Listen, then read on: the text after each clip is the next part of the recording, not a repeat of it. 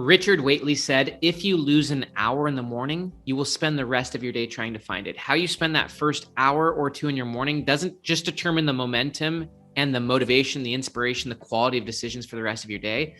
How you spend the first few hours of your day impacts who you become for the rest of your life. There is a battle between your present and your future self, and usually the present self wins. Usually we tap into short-term dopamine first thing in the morning. We get into our phone, or we're just so busy, caught up by the urgent, but that we never make time for the important. There's a great quote from Meredith Wilson. She said, if you wait for too many tomorrows, you'll find that you have a lot of empty yesterdays. And that's what most people find themselves on, is that their days are spent being busy, but ultimately they're on the hamster wheel. They're never actually making progress. And if you can learn to master your mornings, even just the first few hours, you will accomplish more in one day than most people accomplish in most of their life, because most people are caught up in the urgent, never the important. They're never lifting their gaze above the moment and actually living their dreams. My name is Dr. Benjamin Hardy. I'm the author of Be Your Future Self Now. Down below, you can click the link and go to futureself.com and get free additional resources. Please like this video. Please subscribe so that more people can see this video. Let's jump into how to master the first few hours of your morning so that you can accomplish more in one day than perhaps most do in their whole life. The key purpose of a morning routine is to get up, get into a peak state, and then take action on the most important things. And of course, what you do the night before sets that up. And so the evening routine is very important. And the most important aspects of an evening routine is to actually begin to unwind and begin to recover. There's a lot of psychological research on a concept called psychological detachment from work. It's key to actually let your brain recover, to turn off, to slow down, rather than to constantly be consuming, constantly be reacting. As a whole, because our willpower is very low at the end of the day, because we've generally exhausted our energy, most people consume, whether it's junk food or whether it's just more media. In fact, research shows that 90% of people procrastinate sleep so that they can scroll a few more times. Jerry Seinfeld, the famous comedian, actually had a funny skit about this. He said that night guy always screws morning guy because night guy wants to stay up. And so he stays up late and ultimately doesn't care that he's setting up morning guy for failure. And that's often what we do, is we procrastinate sleep to continue consuming a little bit more. And then we go to bed, and basically the thoughts you had right when you went to bed influence the thoughts you have right when you wake up. And so rather than continually consuming, go to bed at 1 hour earlier than you normally do, put your phone on airplane mode an hour before you go to bed, take a little time for reflection and journaling, reflecting on the wins you had that day. But also, I love what Henry Eyring recommends. He recommends while you're journaling at night, you just take 5 minutes in your journal. It's nothing crazy, but you journal about where you saw God's hand in your life. So you could reflect on this a few different ways. There's a lot of research that shows just writing down 3 things you're grateful for from that day boosts your happiness, but also improves the quality of your sleep and your physical health. So you could write down 3 things you're grateful for. You could also write down 3 wins you had that day, which is a similar version. You're grateful for the progress you made. Even if you didn't make the core progress that you wanted, you can look back and you can say, what are 3 forms of progress I made? Dan Sullivan and I actually talk about this in The Gap and the Gain, that just by writing down 3 wins you had that day, you've framed the day, you've contextualized it as a win. One of the reasons this is so important is that it's important to realize that your present is what determines the meaning of the past. You're the one who contextualizes your past. You're the one who contextualizes the story of your day and the story of your life. Brent Slife, actually, he's an amazing psychologist. He wrote a book called Time and Psychological Explanation. And he talks about how it's more accurate to say that the present causes the meaning of the past than to say that the past causes the meaning of the present. It's not the past that's driving your life. It's actually the present that's determining what your past means. And as you become more aware, as you become more conscious, you get to determine and contextualize your past however you want. So looking at the past and framing it in a positive on a daily basis and saying, what were 3 forms of progress I made? What were 3 good things that happened?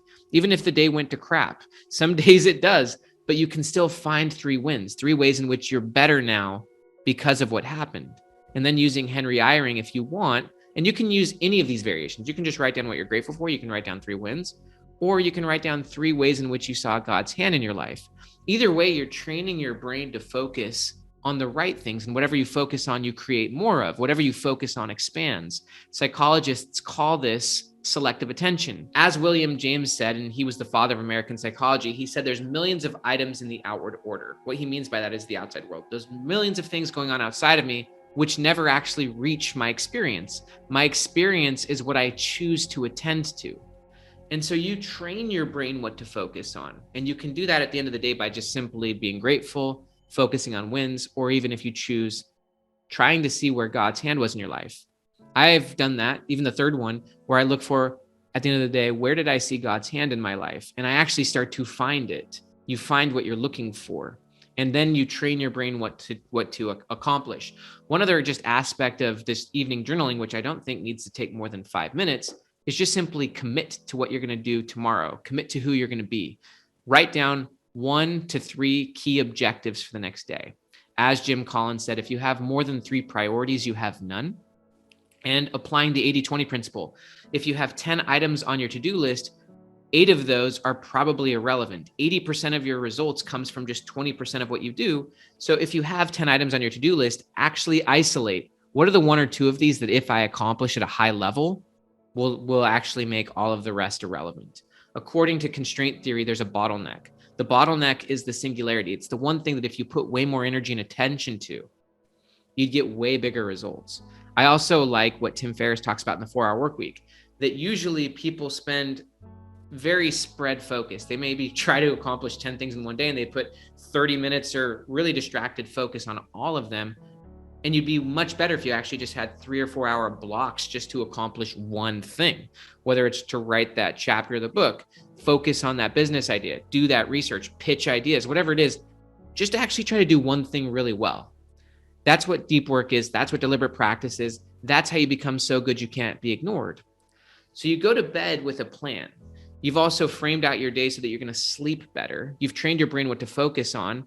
You then go to bed with a plan and then you wake up. People who wake up early have a lot of motivation. If you wake up early, no matter how successful you are, you're proving to yourself that your day matters. I've found this time and again. When I wake up at 5 or 6 in the morning, and usually honestly closer to 5, I have better energy throughout the whole day. If you wake up early, you're proving to yourself that you have a lot of good things you want to do in your life. Then the key aspect of the morning routine is really twofold. One is to get yourself into a high-level peak state.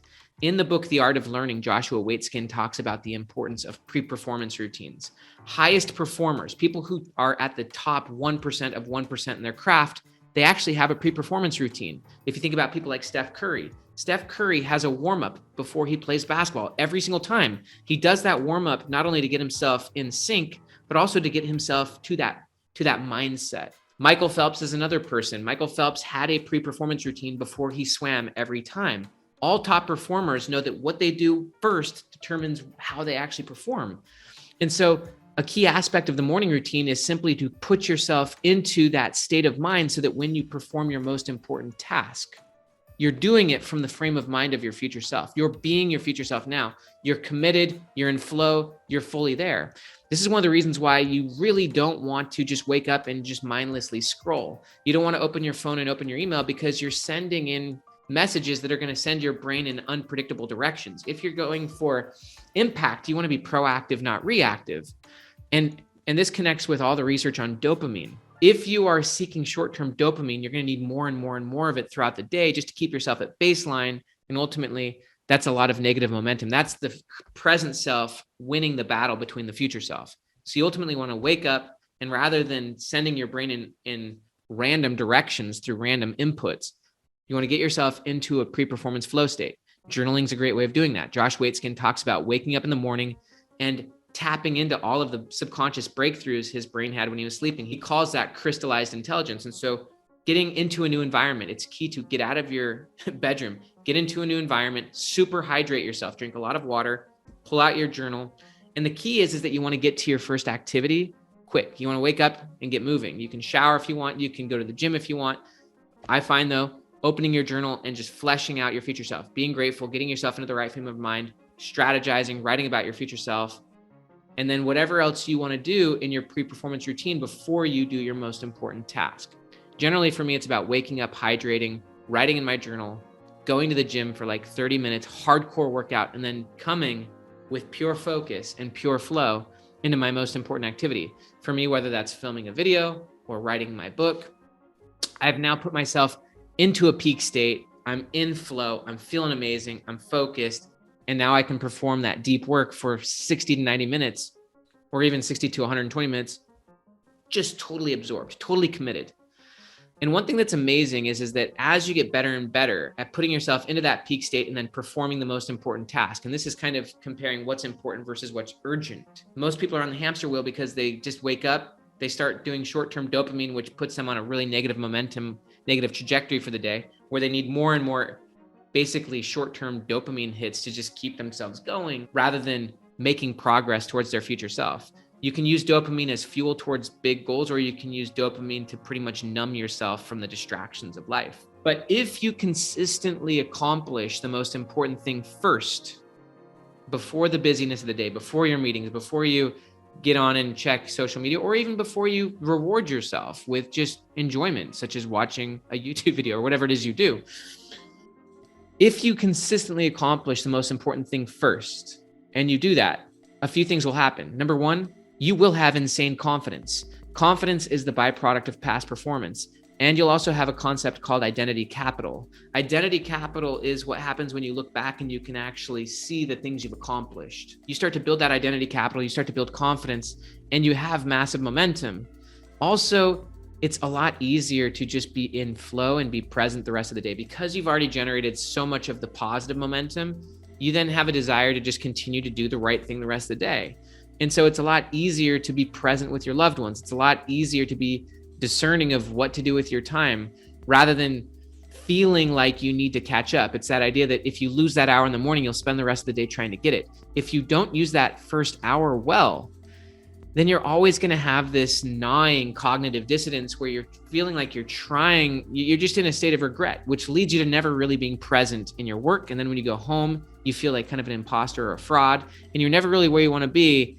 And what happens when you're spending a lot of your time in paralysis by analysis or thinking or distraction is you age yourself very quickly. If you're not just being present, being in flow, being focused, moving forward, you age yourself because you're overly thinking, you're drooping yourself down in thoughts.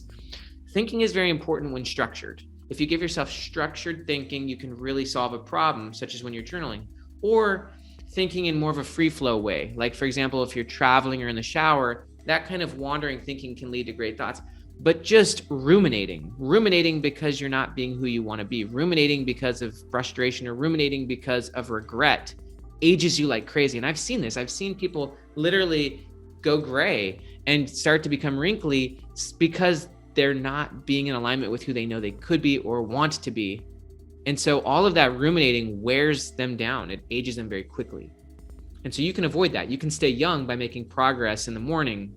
And if you use those first few hours to get into a flow state and then ultimately to perform the most important work, you'll become very successful at what you do over time. It doesn't take more than 3 to 5 years of consistent, deep work, deliberate practice, use of morning routine for you to change your life. I believe if anyone who's watching this does this and they have a clear vision of their future self and then they commit to that vision of their future self, and then every morning they put the important before the urgent, they use that pre-performance time to get in flow, get to the right space mentally, and then do deep work, you could change your life. I know it because this is exactly what I did. When I was a PhD student at Clemson University, I had classes. I was a PhD student. My wife and I had 3 foster kids, but I woke up at 5 a.m. I went to the gym. The gym opened at 5:30. Before going into the gym, I would journal about my future self, about my goals, about what I thought I should do. When you're journaling in the morning and just reflecting, and if you want, you can include prayer and meditation into this. I would pray and ask God to inspire my thoughts. Then while journaling, a lot of interesting things would come to my mind that then I would journal on. And then I would go to the gym, work out, get really my blood flowing, my endorphins going, and then I would ultimately write blog posts. That's what I was doing at that point in time. That was the singularity using constraint theory. That was the one thing that in that point in time, I knew that if I got 10 times better at that, then I could 10 times my life, which I did. If you focus and if you actually do the most important thing first, then it's really easy to create massive results. And then once you change your life, then your future self's a different person, then your dreams change. And so then you've got to find the one thing that matters most then, and you keep putting the important before the urgent. And this is just a beautiful way to live your life, a beautiful way to continuously jump, evolve, and advance so that your future is always bigger than your present. So I hope that you enjoy this. I really strongly encourage you, get your evening and morning routines in place, win the battle between your present and your future self, get your dopamine going in the right direction, and live your life in alignment. I hope you enjoyed that. Please like this video. If you enjoyed it, please subscribe to the channel. Again, down below, futureself.com, you can get additional free resources. Have an amazing day.